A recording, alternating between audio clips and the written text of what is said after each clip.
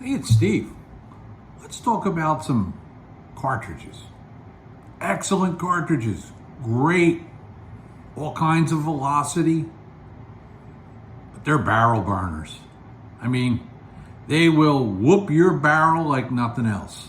Now, some of the more famous barrel burners are, let's see, how about a 220 Swift? They're known for burning up a barrel. 264 Winchester. It got killed by the Reputation, which was a little overdone, I believe. What else we got?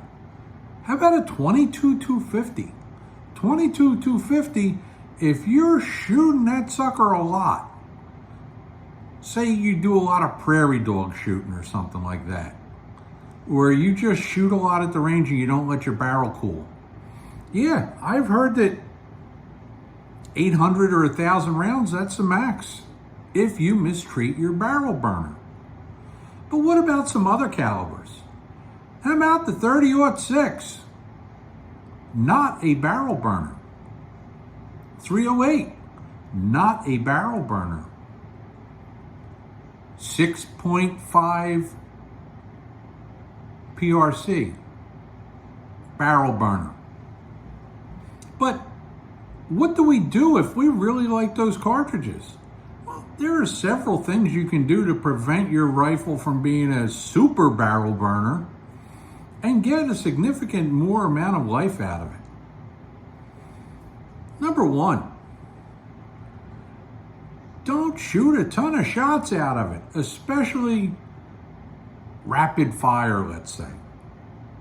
If you're going to go out for a day and shoot a bunch of groups, say you're working up a load, okay? Here I am, Mr. Hand Loader, shooting my 7mm Remington, reloader 19, probably somewhere, it's been a long time, 65, 66 grains of powder, 139 grain boat tail, whatever.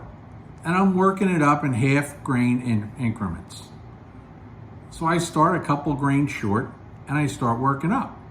I'm shooting 5-round groups. And I'm shooting. Before you know it, I ran 20 rounds through that barrel. And guess what? I didn't let it cool down. You could pretty much spit on that barrel and it'll sizzle. I mean, it'll be hot. It'll burn you.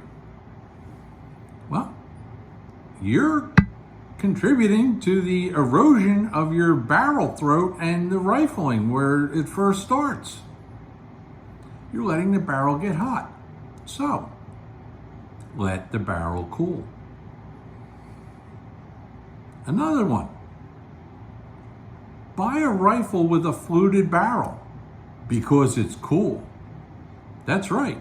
A fluted barrel will cool down faster because there's more surface for the air to hit and cool than a regular, just straight pipe rifle barrel. You have to remember, you're talking about temperatures of between 3,000 and 5,000 degrees. Now, your steel will melt at about 2,500, but it's a quick flash. So it's like bang, flash, over. Bang, flash, over, and gradually your barrel heats up. Now, the hotter that barrel is started when you're shooting, then the more effect you're going to have when that little flamethrower, that bullet, comes out the end. The other thing, buy a little bit of a thicker barrel. Again, a thicker barrel will heat up a little bit slower.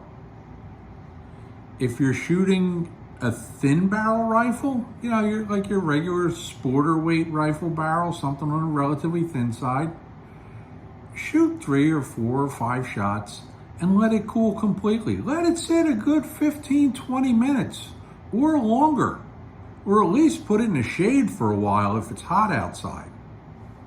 Now, how do you know that your rifle is a barrel burner? Well, the amount of powder in a case and the amount of constriction can tell you if you have the tendency to be a barrel burner.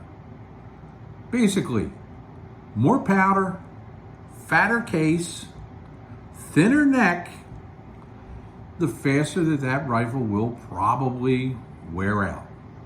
But you know what? If you take care of that rifle, it's going to last you a long time, especially if you're not constantly shooting it. That's why we own more than one rifle. Hey, till next time, I'm Steve.